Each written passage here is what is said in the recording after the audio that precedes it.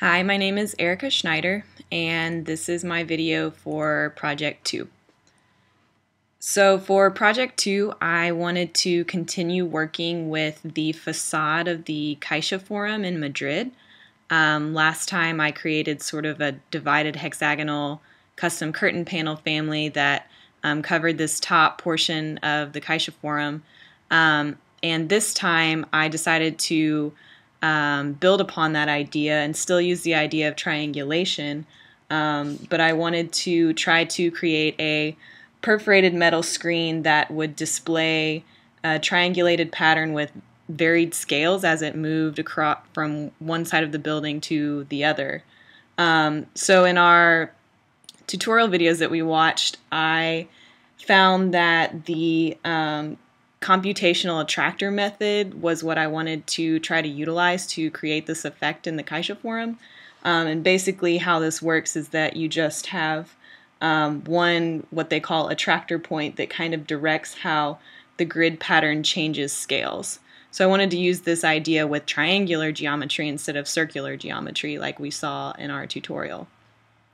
So to start doing this, I began modeling another custom panel family, except this time I didn't create a custom curtain panel family, but rather just modeled it as an adaptive generic model.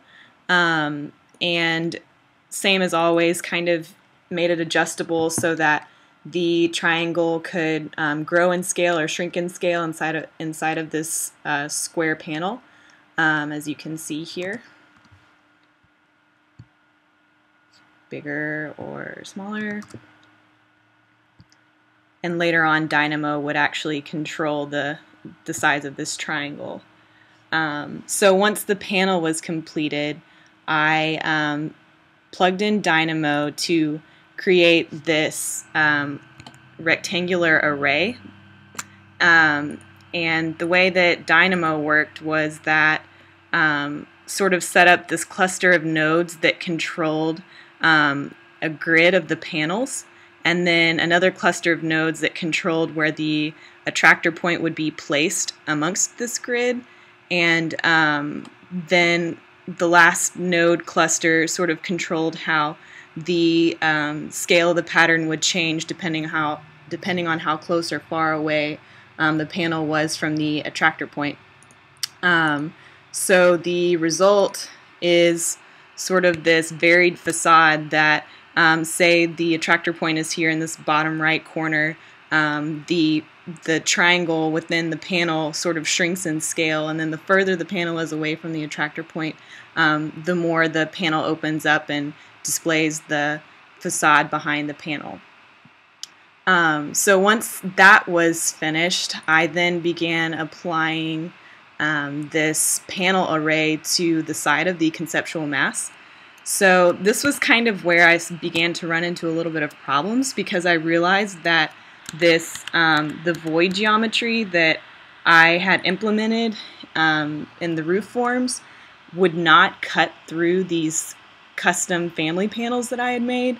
So I actually had to go through and manually delete the panels kind of like this and cut them away to sort of somewhat reveal these cuts behind the perforated facade, but it kind of really didn't give the effect that I was hoping.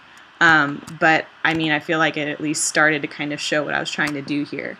At least you can see here that in this bottom left corner of the facade, the scale of the pattern is really small, and then as it moves across the facade it becomes more open and transparent, revealing what's behind.